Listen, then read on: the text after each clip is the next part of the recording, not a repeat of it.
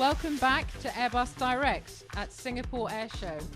It's day 2. The star of the show, our A350 test aircraft, is on Airbus's static display, and it's attracting hundreds of visitors keen to see it up close. Today, the A350 performed its second and last flying display here at the Singapore Airshow, and we've had loads of feedback from viewers and visitors alike, telling us how incredibly quiet the aircraft is during both the slow and faster passes. The other big buzz of the day were exciting announcements with partners for new business developments in Asia to serve our customers ever better.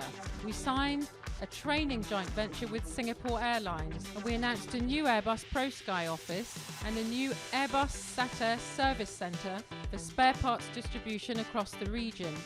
But the temperature really went up when we announced the firm order with Amadeo for 20 A380s. Welcome Tom Williams, Airbus Executive Vice President Programs, and Kiran Rao, Airbus Executive Vice President Strategy and Marketing. Thank you. Kiran, today the big news was for our big plane. Great news from Singapore. First home to the A380. Kiran, could you tell us a little bit more about Amadeo? So yeah, it's the fantastic news today. The A380 is a great success in Asia. The A380 is an airplane that of course fulfills all the needs of the passengers and of course the growth that we see in this very vibrant market. Amadeo is the third largest by value leasing company in the world. They currently own 18 A380s and they do that through a sale and leaseback mechanism. Today Amadeo has decided that they don't have to do a sale and leasebacks, they can do a speculative order for 20 A380s, and that's just wonderful because when we look at the market for the A380 going forward, we see that airlines, not just the large airlines like Singapore, Malaysia, and Thai in this region, but even some of the smaller airlines can now have the opportunity to go into the A380. So let's have a look now at what Mark Lapidus, CEO of Amadeo, has to say and why he's investing in the A380. We see A380 as an essential aircraft for future aviation. Growth is simply too great, too fast to be able to accommodate traveling public without this large aircraft. It offers best economics for airlines in terms of both revenues and costs in operating this aircraft in the future. Today, more than half the long-haul traffic in the world goes between just 42 megacities. These are cities that have more than 10,000 passengers long-haul each day.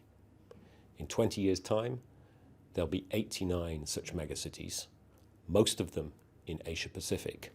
Large trunk routes are growing faster than anything else in the world. People are traveling more and more, so A380 is a solution that's coming. And on top of that, it's an aircraft that provides unbeatable product compared to anything else that flies today, and at unbeatable economics for airlines that will operate it. Kiran, we're here in Singapore, right at the heart of Asia, the fastest growing market for Airbus. Can you tell us how you see the market evolving here for us? So over the next 20 years, we believe that in Asia, in Pacific, we would see about 11,000 new airplanes being purchased. Of the 11,000 airplanes, about 4,000 of those aircraft will be our wide-body airplanes. If we look at the type of aircraft that we sell in Asia, it's the A380. We have all the major airlines in this region flying the aircraft. We have the A350, which is our latest airplane, the A330s, and of course we have the A320, which is the stable of all the low-cost airlines. 90% of all airlines last year selected the A320 for their low-cost operations in this region. 80% of all aircraft bought in this region were from Airbus last year. If we look at the individual airplanes, the A380 satisfies the demand where the growth rate is 5.8% per annum. So every 15 years the market doubles. And in those 15 years the number of airports do not double, and therefore the A380 is the right size aircraft with the right economics, the right comfort levels that matches the demands of the passengers and the airlines that have bought the aircraft. The A330 is the regional workhorse, but we've developed the A330, we've made it a long-range version, and we've also made a regional domestic version as well. So the A330 now is much more versatile, meeting more requirements of the airlines in the region. The A350, which you've seen flying here at the Airshow, is our latest wide-body aircraft, and that'll be a long-haul aeroplane in 3 different sizes, matching the needs for short, medium, long-range operations, as well as the different sizes from 250 to 350 passengers. All these aircraft have the lowest economics, operating costs. They have the best comfort, and that's why they're so successful in today's marketplace. Thank you, Kieran. And Tom, may I ask you, with all these orders and all this demand that Kieran's just told us about, what are we doing at Airbus to increase our footprint in the region to support our customers? Yeah, it's great news in terms of the growth. On the other hand, we've got to make sure that that growth is achieved in a safe and successful way. And so we've got to be looking at a number of priorities. If we think of a low-cost airline perhaps ordering 100 single-aisle aircraft, that means they're probably going to have to generate training for about 1,000 pilots. So we think it's very important to have regional-based training close to the customers. And that's why we're delighted today to announce the launch of a new joint venture in training, which will be based here in Singapore. It'll be majority owned by Airbus, but with a very strong ownership from Singapore Airlines as well. And I think brings together 2 very successful brands.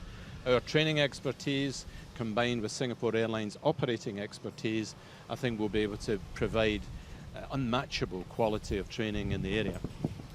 I think the other thing we're very pleased is tonight we're going to go and open a new facility over at Selator, which will be branded under our Satir logo, and that will be responsible for parts distribution for this region, and that'll be both for Satir parts and for Airbus parts. So that's another example of us providing local support in the area, close to the customer, being responsive to the customer's needs. And also on the MRO side, we have a joint venture in Malaysia for 320 maintenance and repair, and that's a very successful facility, and again shows that we can provide C-check capability close to our customers in the Asia region. So it's all part of our focus on being much more Asia-centric in the way we support customers in the future. Thank you, Tom. So talking about being Asia-centric, we'll now have a look at what the market will look like here in Asia over the next 20 years. In 20 years' time, more than 1/3 of passengers will come to and from the Asia-Pacific region. This strong growth in passenger traffic is of course going to lead to a strong growth in the demand for new aircraft. Across the Asia-Pacific region, we will see a demand for more than 10,600 new aircraft in the next 20 years. Of these, 6,800 will be single-aisle aircraft. Around 2,200 will be small to medium-sized wide-body aircraft, and around 1,600 will be large wide-body aircraft. Asia-Pacific contains many emerging markets with growth rates that are much higher than the world average. In intra-Asia, the growth rate over the next 20 years will be 6.1% per annum. In domestic China, it will be 7% per annum. In fact, in 20 years' time, we will see more than 4 times as many Chinese people flying as we do today. Think about that. In India, 5 times as many people will fly as they do today. Obviously, catering for all the traffic growth that we're going to see in Asia doesn't just require aircraft. It sets out challenges for infrastructure, for airports, for air traffic control in particular. And even with the continuing trend to put bigger aircraft between markets, we still need to ensure that the air traffic control system is able to operate more and more efficiently. Welcome, Paul-Franck Bijou, Airbus ProSky Chief Executive Officer. Hello, Marcella. Hello. Before talking to you, Paul-Franck, I'd like to come back to Kieran for a moment and ask him to explain all this growth and all this demand. Can you tell us a bit what's driving it here in Asia? So Marcella, there's a very close correlation between GDP and air traffic growth. So if we look around the region between India, China and the rest of Asia, on average we see that the GDPs are growing by about 5%. If we compare that with the US or with Europe, that's a tremendous increase in growth. If we look at China on its own, 7, 8, 9% growth in GDP. So the traffic tends to be twice that of the GDP growth. So if we put the rate at which these economies are growing and the fact that a lot of these new travelers are first-time travelers, the propensity to travel is very high in this region. So if we put all of that together, the new low-cost airlines in the region are driving the growth and the demand for the A320. The wide bodies are satisfying the regional growth, and aircraft like the A350 and the A380 are satisfying the long-haul market growth into the region. So with the trade between Europe and Asia, the trade between Asia and the United States, and the growth rates that we have, putting all that together, that's why we see that there's a demand for about 11,000 aeroplanes in this region over the next 20 years. So Paul Franck, over to you now. Again, we're going to see increasing numbers of aircraft apparently in Asia. So can you tell us a little bit about how air traffic management is going to cope? Well, first of all, thank you, Marcella. You're very right in stressing this high number of aircraft going to be delivered in the coming years. This is indeed the fastest growing market, as we know. So I think that the Asian air traffic management system will face basically two major challenges, let's say. One is to increase the capacity on the major hubs, and the other one is to have a regional approach, because unlike the US, for example, or Europe, these countries are all different countries, and the big challenge will be to get a regional approach, like regional air traffic flow management, for example. So now there's probably the question about what we can do about it and how Airbus and Airbus ProSky can support. So with regards to hub and big airport capacity, for example, we have a set of, I think, very efficient tools like ILS simulation models that we use for the A380 and we use for other aircraft now. A concept called follow the greens. I love this one. You land on the aircraft just like in Seoul, which it's live in Seoul, and instead of having a complex route, etc., the controller just tells you follow the green and you report at the gate. So that's very easy. It really reduces the ground movement and increases the capacity. So this is a number of tools that you can use to increase capacity. And the other one is about regional air traffic flow management, which is what we're doing in Singapore, for example. So Paul Franck, can you explain to us a little bit more the concept that you've developed in Singapore with the authorities? Sure.